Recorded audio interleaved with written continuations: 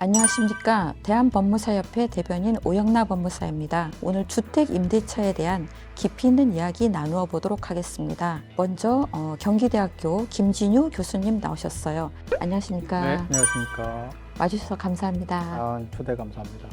네, 그리고 황정수 법제연구소장님 나오셨습니다. 안녕하세요. 안녕하세요. 황정수입니다. 좋은 말씀 많이 부탁드리겠습니다.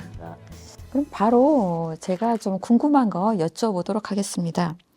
교수님, 우리나라에서 전세 제도는 주택 시장에서 좀 어떤 역할을 하고 있다고 볼 수 있을까요? 네, 주택 시장에서는 이제 전세가 주거 사다리의 일종의 하나의 단계로서 역할을 하고 있습니다. 즉, 월세에서 전세를 거쳐서 자가를 마련하는 데 있어가지고 디딤돌 역할을 한다고 볼 수가 있고요. 전세를 통해서 많은 사람들이 이제 소위 전세를 끼고 주택을 산다고 이렇게 말을 해왔고, 그 과정에서 이제 강제저축 효과라든가 이런 것도 있었고, 특히 이제 코로나19가 창궐했던 지난 3년 동안에는 외국의 경우에는 이제 전세가 없기 때문에 대부분 다 강제 퇴거를 일시 이제 금지시키는 특별법을 만들었었습니다. 그런데 이제 우리나라의 경우에는 전세 또는 보증부 월세가 있어서 보증금이 상당한 액수이기 때문에 그런 조치를 취할 필요가 없었던 거죠.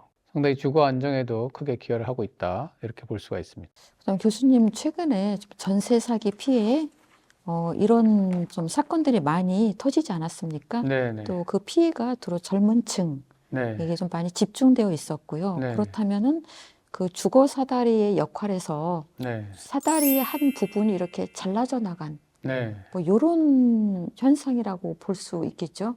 그런 측면도 없지 않아 있죠. 그런데 이제 사실은 이 사기의 대상이 된 젊은 분들이 결과적으로는 이제 주택 시장에 대한 이해가 좀 부족했고 경험도 없었기 때문에 전세를 이제 좀 과도하게 전세 시장에 참여한 측면이 있다, 이렇게 보여집니다.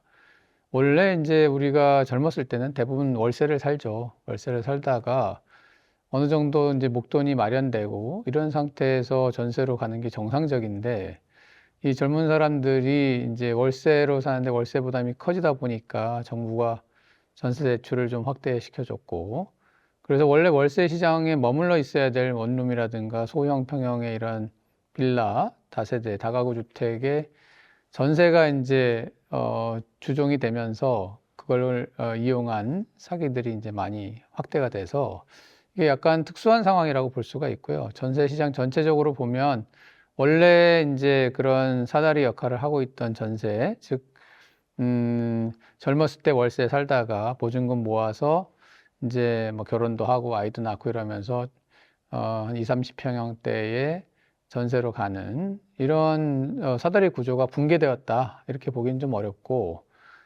이제 많은 조치에 의해서 이제 우리가 전세 시장을 좀 안정화시키게 되면 또 정상적으로 돌아가리라, 이렇게 생각을 하고 있습니다. 아, 그렇군요. 그렇다 하더라도 좀 현재 상황에 대한 좀 진단과 대책에 대한 이야기는 좀 깊이 있게 좀 할 필요가 있을 것 같습니다. 저는 전세 제도가 우리나라에만 고유한 제도인 줄 알았어요. 근데 교수님께서 한 2015년부터도 볼리비아의 전세 제도를 좀 소개하고 여러 가지 시사점을 말씀하셨 걸로 알고 있는데요. 좀 다른 나라와 우리나라의 전세 제도에 대해서도 좀 말씀 부탁드리겠습니다. 전세가 이제 현재 존재하는 나라는 제일 많이 있는 나라는 이제 볼리비아고요. 그다음에 볼리비아 근처에 있는 나라들이 대부분 전세를 가지고 있습니다. 페루라든지 콜롬비아라든지 에콰도르, 이런 나라들이 이제 전세가 있고, 그 다음에 인도의 수라트하고 방갈로르의 전세가 있습니다. 남미 중에서 이제 서쪽에 있는 나라들이 이제 스페인어를 쓰거든요. 근데 이 스페인어를 쓰게 된 이유가 그 피사로가 이 페루를 정복하면서 그 이후부터 이제 정복지기 때문에 스페인어를 쓰게 됐는데요. 이 뿌리가 어디에 있는가를 이제 계속 찾아 들어가고 있는데, 2000년대 초반에 나온 이제 연구들을 보면은 이제 해외 학자들의 연구입니다. 거기에서 안티크레시스라고 하는 이제 우리로 말하면 저당과 비슷한 건데, 이 안티크레시스가 기원전 15세기에 메소포타미아에서부터 시작이 됐고 페루나 이런 볼리비아나 이런 데서 부르는 전세 용어가 안티크레티코입니다. 그래서 이제 안티크레티코가 안티크레시스의 이제 스페인어 버전이거든요. 그러다 보니까 이제 안티크레시스라고 하는 전세의 전신이죠. 이거는 기원전 15세기부터 시작이 됐다. 그게 전파가 돼서 스페인까지 갔고 스페인에서 다시 피사로에 의해서 이제 남미로 갔다. 이렇게 이제 추정이 됩니다. 그 이유는 법전에는 안티크레시스가 많이 남아 있거든요. 나폴레옹 법전에도 있고 스페인 법전에도 있고 심지어는 미국의 버지니아주의 법전에도 안티크레시스가 남아 있고요. 그다음에 인도는 이제 어떻게 갔을까? 그걸 추정을 해보면 실크로드가 육상 실크로드가 있고 이제 해상 실크로드가 있는데 해상 실크로드가 이제 인도를 거쳐서 갑니다. 인도의 두 개의 해안 도시를 거쳐서 가는데 수라트하고 방갈로르가 바로 그 해안 도시 바로 옆에 있는 도시예요. 그래서 인도에서는 두 도시만 지금 전세가 발견되고 있는데 아마도 이 실크로드를 거쳐서 전파가 된 것이 아닌가 이렇게 생각이 되고요. 구조는 똑같습니다, 우리하고. 그래서 전혀 월세를 내지 않고 보증금만으로 이제 세를 살고 있고 당연히 끝나고 나면 보증금을 돌려주는 그런 구조로 되어 있습니다. 그 볼리비아의 안티크레티코에서 또 전세 사기를 예방할 수 있는 좀 시사점을 또 찾을 수 있다. 또 이렇게 이야기도 들었습니다. 주로 임대차의 좀 공시에 관한 투명한 부분이 시사점을 주고 있는 부분인데요. 그것에 대해서도 좀 설명 좀 해주십시오. 네, 이제 볼리비아에는 이제 알로디알이라고 하는 부동산 등록부가 있습니다. 그러니까 우리 등기부등본하고 똑같은 거죠. 이 알로디알은 이제 섹션이 3개로 나눠져 있는데 맨 왼쪽에 있는 게 이제 소유권에 관련된 거고요. 중간에 있는 게 이제 소유권 이외의 뭐 저당이라든가 이런 것들 나오는 섹션이고 맨 오른쪽에 있는 게 이제 캔슬레이션 이것들 중에 이제 해제가 된 것들 말소가 된 것들이 나오는 거죠. 근데 이 중간에 소유권 이외의 어떤 권리관계에 대한 거에 전세를 계약 체결하면 반드시 여기에 등록을 하게 돼 있습니다. 그래서 등록을 하지 않으면 이게 불법이거든요. 물론 우리도 미등기 전매가 있듯이 이제 불법으로 하는 분들도 있죠. 그러나 이제 자기 권리 보호를 받기 위해서는 반드시 여기에다가 등록을 해야 되고 그러니까 제3자에게 공시가 되는 거죠. 그래서 이제 이걸 떼보면은 뭐 우리 같이 다가구 같은 경우에 누가 현재 전세 들어와 있고 그 전세 보증금이 얼마인지 그 계약 기간이 언제 끝나는지 이런 것들 다 이제 알 수가 있습니다.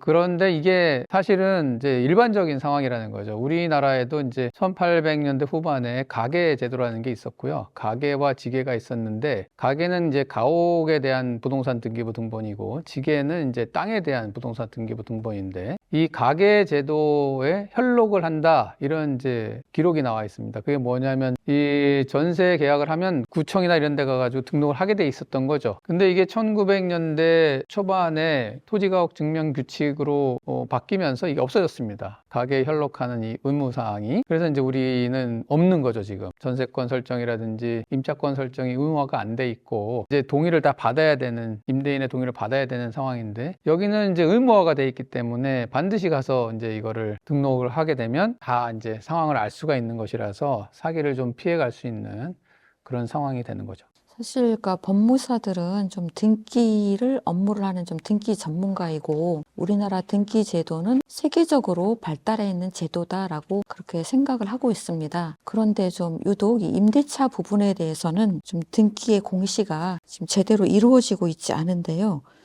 황 소장님, 일단 전세권 등기하고 우리는 또 임차권 등기하고 두 가지 등기를 좀 하고 있지 않습니까? 좀 요것에 관해서도 설명 좀 부탁드리겠습니다.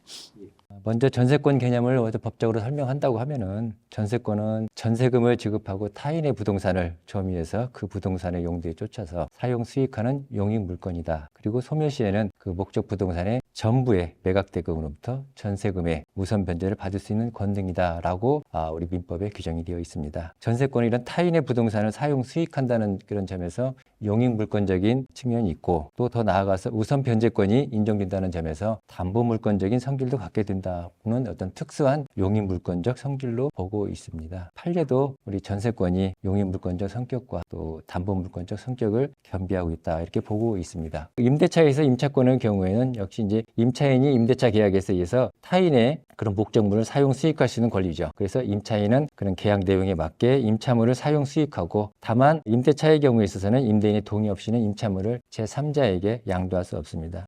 우리 민법에서는 임대차 규정에 대해서 좀 더 강화하기 위해서 임대차의 어떤 존속 보장과 관련해서 정기적인 임대차의 법정 갱신이라든가 토지 임대차의 갱신 청구권, 그리고 부정기 임대차에서 해지의 유예기간 제도, 이런 규정들이 다 두어 있습니다. 그러나 그것만으로 부족해서 임차인의 지위를 강화하고자 하는 방향으로 나가고 있기 때문에 임차권은 점차 어떤 용익물권적인 성질로서 접근해 나가고 있다, 이렇게 보고 있습니다. 임차권 등기에 대해서는 부동산 임차인은 우리 민법에 당사자 간의 반대 약정이었으면 임대인에 대해서 그 임차권 등기 절차에 협력할 것을 청구할 수 있다라고 규정되어 있습니다. 그러나 임차인이 임차인에게 이런 임차권 등기 청구권이 주어지는 것이 아니어서 임대인이 임차권 등기에 협력하지 않으면 결국 임차권 등기는 거의 불가능하다고 보고 있습니다. 그 결과 주택임대차보호법이 시행 전에는 이런 그 주택의 임차인은 그 매각에서 제3자에게 소유권이 이전된다든가, 그렇게 되면 그 양수인이라든가 혹은 매수인에게 대항하지 못하고 심지어는 보증금도 제대로 받지 못해서 주거생활의 안정에 저해되는 일이 발생했었죠. 그래서 1981년에 이러한 국민의 주거생활 안정을 도모할 목적으로 주거용 건물의 임대차에 대해서 주택임대차보호법이 제정 시행되었습니다. 더 나아가서 같은 취지에서 2001년도에 상가 건물 임대차보호법도 제정되어 시행되고 있습니다. 다만 임차권에 대해서 이처럼 경제적 약자인 임차인을 보호하는 그런 경향이 강하게 가고 있지만은 주택임대차보호법에서 규정하고 있는 이런 불완전한 임대차 공시 방법을 악용해서 가장 임차인 등 어떤 예기치 않은 출현 등으로 무주택 서민을 보호하려고 하는 어떤 주택임대차보호법의 입법 취지를 무색하게 만드는 경우가 우리 법원 실무에서, 특히 이제 경매 실무에서 종종 발생하고 있는 실정이다, 이렇게 이제 말씀드릴 수 있습니다. 그러니까 전세권은 이제 원래 용익 물건이었고 이제 그것을 이제 등기로 해서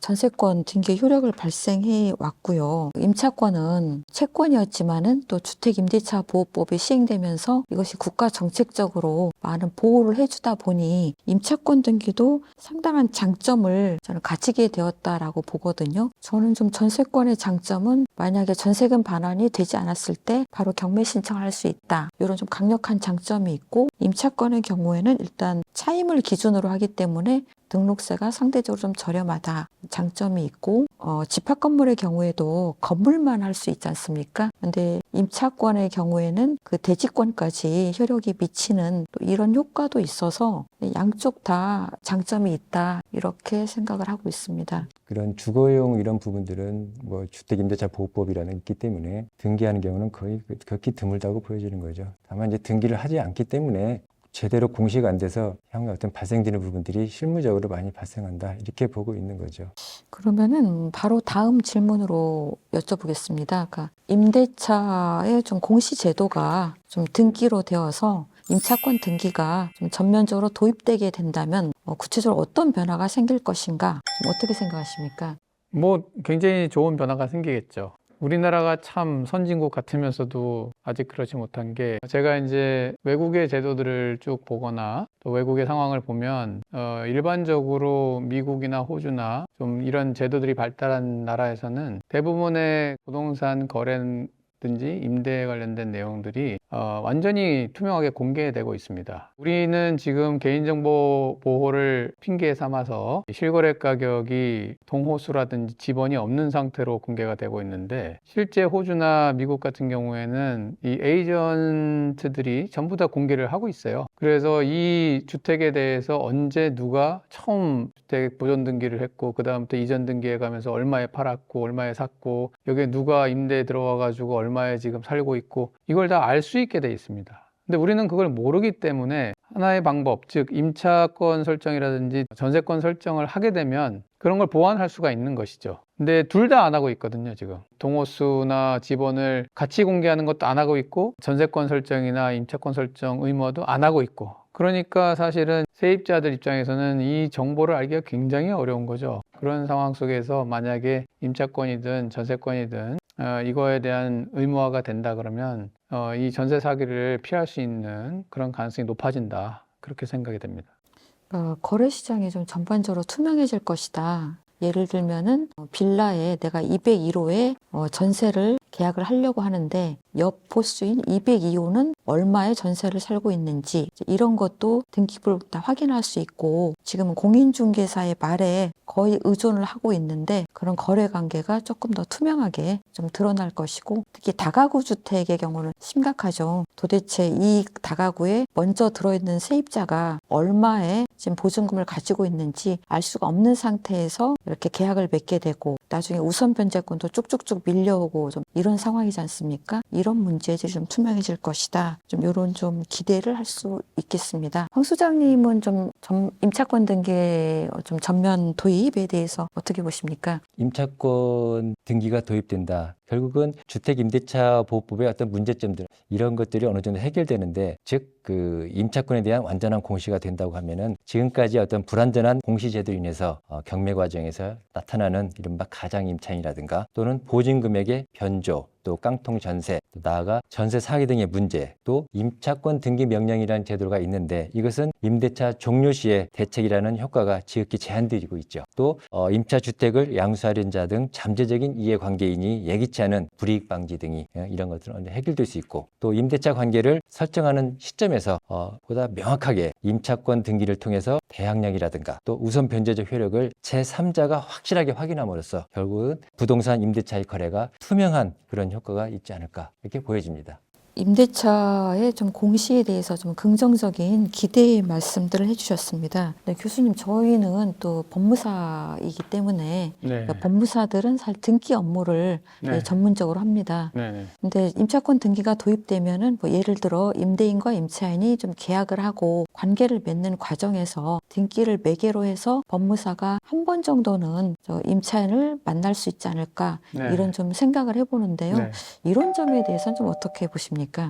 매우 긍정적으로 봅니다. 그러니까 지금은 이제 우리가 중개사들이 전반적으로 다 계약서를 작성한 이후에 이거를 이제 법무사를 통해서 등기를 하게 된다면 이미 계약이 끝났기 때문에 법무사의 조언이라든가 자문을 받을 수 있는 기회가 전혀 없죠. 근데 이게 만약에 이제 의무화가 된다 그러면 그 과정에서 실질적으로 중개사가 알고 있는 법적 지식에 비해서는 등기 관련해서 또는 이것이 정말 정당한 권리관계 상황에서 지금 계약이 맺어지는 것인가 이런 거와 관련해서는 법무사가 훨씬 전문가거든요. 그렇기 때문에 세입자들이나 아니면 임대인도 마찬가지인데 이제 법률적인 어떤 조언을 구할 수 있는 기회가 생기기 때문에 전세 사기를 당할 위험성도 적어지고 또 조금 더 퀄리티가 높은 서비스를 받을 수 있다라고 생각이 됩니다. 그래서 그렇게 될 수 있다면 훨씬 더 좋다. 저는 그렇게 생각하고 있습니다. 전세 사기가 사회 문제가 되면서 전세 피해 지원 활동을 그러니까 법무사들이 공익 법무사단을 만들어서 지금 500명 이상 전국적으로 좀 상담을 하고 실질적인 좀 구제 활동까지 하고 있는데요. 이런 과정을 보면서 법무사들이 좀 임대차 관계에서 어떤 역할을 할 수 있는지 인정을 해주시는 것 같습니다. 교수님도 그 과정에서 법무사님들을 만나보셨죠? 네, 저는 이제 직접 상담을 받아본 적은 없고요. 제가 이제 전세 사기 피해 지원 위원회에서 활동하고 있는데 거기에 이제 변호사, 법무사, 검사, 다양한 분야에서 공인중개사도 거기 들어와 있습니다. 그다음에 감정평가사 이런 분들이 이제 다양하게 구성이 돼 있는데 거기서 이제 발언을 하시는 내용들을 이렇게 보게 되면은 이 법무사 분들하고 이 감정평가사 이런 분들이 굉장히 전문가라는 그런 느낌을 계속 받고 있습니다. 특히 이제 법률 관계에 관련해서 변호사라 할지라도 부동산과 직접적인 어떤 관련이 있는 변호를 많이 맡아보시지 않은 분들은 잘 몰라요. 그런데 이제 법무사 분들은 그거 관계 관련해서는 굉장히 좀 깊이 사례도 알고 있고 판례 그다음에 시중에서 계약이 되고 있는 전월세 관련된 계약이라든가 이런 내용들 많이 알고 있기 때문에 그런 차원에서 보면 사실 우리가 공인중개사 플러스 법무사의 서비스를 동시에 받을 수 있다 그러면 이런 이제 잘못된 사기에 빠질 수 있는 또 보증금 미반환 사고를 당할 수 있는 그런 계약은 사전에 상당히 피해갈 수 있다 그렇게 생각을 하고 있습니다. 임대차 관계에서 법률 전문가인 좀 법무사가 보다 국민들과 밀접하게 좀 접하고 활동할 수 있는 것이 좀 긍정적인 영향을 줄 것이다 라는 말씀 주셨습니다. 사실 법무사로서는 너무 감사한 말씀입니다. 오늘 좀 이 내용이 좀 많은 분들에게 도움이 좀 되셨기를 바라고요.